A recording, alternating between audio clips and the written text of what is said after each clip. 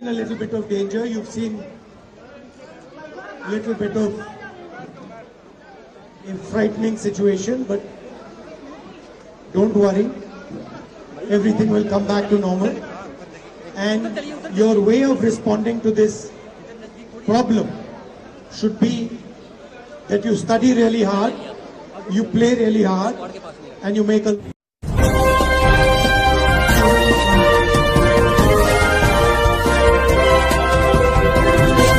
Mission Sindoor के तहत हमारी सेना ने पाकिस्तान को मुंहतोड़ जवाब दिया और उसके आतंकवादी ठिकानों को नष्टो नाबूद किया। वहीं पाकिस्तान ने भी हमारे कुछ निर्दोष लोगों पे हमला किया और पाकिस्तान जो कायराना हरकत किया उसके बारे में तो सबको मालूम है, पूरे भारत को क्या पूरी दुनिया को। इसी को लेकर शनिवार को राहुल गांधी जी उन पीड़ितों से मिलने पहुंचे जम्मू कश्मीर पुंछ ज़िले में, जहां पे हालात देखा और लोगों से बात किया और उन्होंने अपनी सोशल मीडिया और जो है एक्स पर ट्वीट भी किया, जो आप देख रहे हैं। देखिए किस तरह से राहुल गांधी ने ट्वीट किया और क्या कहा, आपके सामने है दोस्तों। वहीं पीड़ित लोगों से मिले और मंदिर, गुरुद्वारा, अन्य जगहों पे जाके उन्होंने वहाँ भी बात किया और गुरुद्वारे और मंदिर में मत्था भी टेका। और जहाँ बीजेपी सत्ताधारी पार्टी सिर्फ राजनीति करते हुए नज़र आ रही है, इलेक्शन जीतने के लिए कैसे कैसे हथकंडे अपना रही है, लेकिन वहीं राहुल गांधी ने उनका दर्द जाना और पार्लियामेंट में आवाज़ उठाने की भी बात कही। देखिए आगे राहुल गांधी से कितनी उम्मीदें हैं, लोग क्या कहते हैं, राहुल गांधी उन पीड़ितों से क्या कहते हैं। एक जहन्नुम से निकाल के दूसरे जहन्नुम में डाल रहे हो। तो जो लोगों के बिटर एक्सपीरियंसेस थे वो उन्होंने राहुल जी से शेयर किए और लोगों ने खुलेआम कहा कि आप ही हैं जो ऐसे मुसीबत ज़दा लोगों के काम आते हैं। तो उन्होंने कहा कि मैं आपकी बात जरूर करूंगा। प्री वॉर प्रिपेयर्डनेस होती है और फिर पोस्ट वॉर प्रिपेयर्डनेस होती है।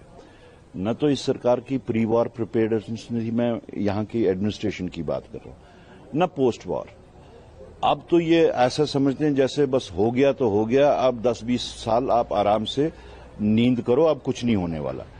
लेकिन लोगों के जहनों में बहुत डर है, लोगों के दिलों में बहुत डर है कि अगर ऐसा हुआ तो क्या होगा। अभी भी ऐसा कोई चीज सामने नहीं आ रही है कि इमीडिएट लेवल पे, जिसको वॉर फुटिंग पे हम कहते हैं, वो वॉर फुटिंग की कोई एक्टिविटी हमें नहीं दिख रही है यहाँ पे। उसके बरक्स अगर आप देखें बीजेपी की तरफ, बीजेपी ने इस सारे इशू से जब वो सवालात के घेरे में फंस गए, धंस गए, उन्हें लगा कि अब हम सवालात का जवाब नहीं दे पा रहे हैं, तो उन्होंने एक नया सिलसिला शुरू किया। हमें उससे कोई एतराज नहीं है जो उन्होंने यात्रा, जो अपना तिरंगा यात्रा जो उन्होंने शुरू की, मगर जिस तरीके से वो उसको इस्तेमाल कर रहे हैं, अब वो तो फौज के वास्ते सरासर एक जो है वो उनके इंसल्ट है। मेरा सवाल ये है, क्या ऑपरेशन सिंदूर बीजेपी का ऑपरेशन था या बेल्ट फोर्सेस का ऑपरेशन था? अगर बीजेपी का ऑपरेशन था तो तब वो जस्टिफाइड है जो वो अपने लेटर पैड पे ऑपरेशन सिंदूर का नाम लिख के डिस्ट्रिक्ट वाइज शेड्यूल भेज रहे हैं कि इस दिन हम यहां पे निकालेंगे यात्रा, दूसरे दिन वहां निकालेंगे।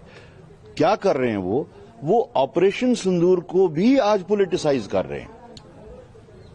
It was an operation of belt forces जिसमें आर्मी आती है, बीएसएफ है, आर्मी है, अपना एयरफोर्स है, नेवी है, बीएसएफ है, सीआईएसएफ, जितने भी बेल्ट फोर्सेस हैं, it was their operation.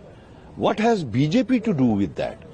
BJP उस ऑपरेशन सिंदूर का नाम अपने लेटर पैड पे छाप के पार्टी का प्रोग्राम क्यों इशू कर रही है?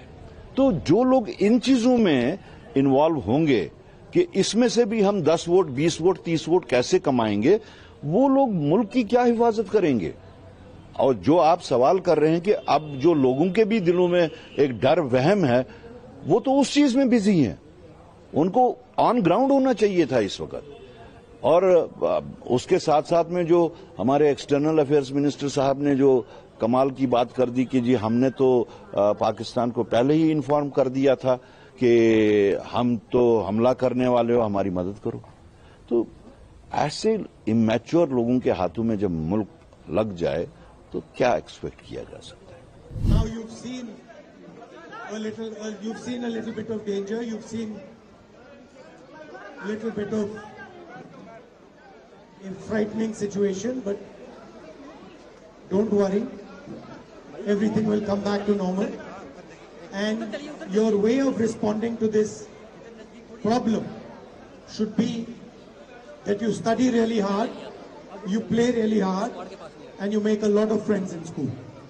Okay? Will you do that? Good. So what were you feeling? You lost your little friends. I'm very sorry about that. Tell me, what were they like? कैसे थे वो? बताओ, थोड़ा बताओ, मुझे बताओ कैसे थे, क्या करते थे, क्या खेलते थे, क्या अच्छा लगता था उनको? जोर से बोलो। तुम्हारे बेस्ट फ्रेंड थे? अच्छा, क्या करते थे वो? क्रिकेट में क्या करते थे? बॉलिंग करते थे, बैटिंग करते थे? आप ज्यादा तो नहीं घबराए हो? हाँ, बिल्कुल नहीं। ठीक है, love you, thank you. Hello, अच्छा, you also lost your friend. Tell me about her. Hindi में कुछ बताइए मुझे उनके बारे में।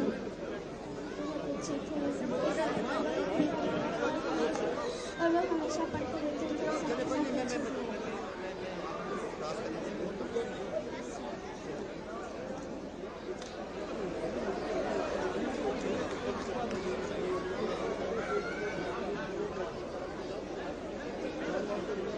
Big hug to all of you.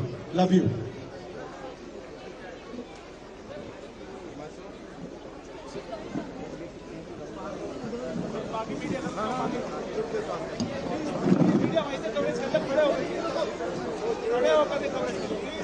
जहाँ खड़े हो वहीं खड़े हो।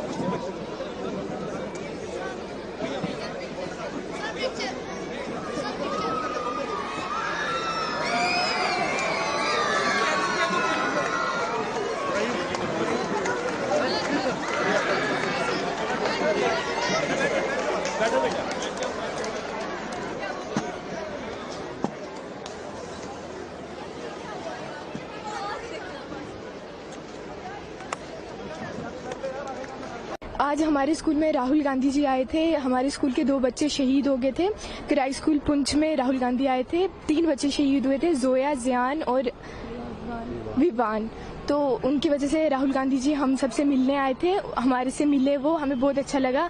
हमें यकीन नहीं आ रहा कि वो हमारे से मिले हैं। हमें बहुत ज़्यादा अच्छा लगा। वो हमारे से मिलने आए और उन्होंने स्पीच दी, हमने उनसे सुना और बहुत अच्छा लगा। आपके साथ क्या किया जी? हाँ, हमारे साथ हैंडशेक किया उन्होंने, बात की, फिर चले गए वो। पर बहुत अच्छा लगा। यकीन ही नहीं आ रहा कि मतलब वो हमारे से मिले थे। अभी जैसे कि आज हमारे स्कूल में राहुल गांधी जी आए थे और हमें इतना अच्छा लगा कि मतलब हमने कभी ऐसा सोचा भी नहीं था कि वो पुंछ में आएंगे और हम जैसे लोगों से मिलेंगे। और हमारे पुंछ में अभी जो रिसेंटली जो ऐसे हादसा हुआ है, मतलब उसमें 3 बच्चे जो थे हमारे स्कूल के वो शहीद हो गए। मतलब उनके लिए हमें बहुत बुरा लगा और हमें कभी ऐसा लगा नहीं था कि राहुल गांधी जी हमारे पास इधर आएंगे, हमसे मिलेंगे, बातचीत करेंगे। और ऐसा हुआ था कि राहुल गांधी जी से हमने हैंडशेक भी किया था, हमें बहुत अच्छा लगा। अभी तक मैं ऐसा मतलब मैं यकीन नहीं कर पा रही हूँ कि मैंने उनसे हैंडशेक किया और मतलब बहुत अच्छा लगा हमें।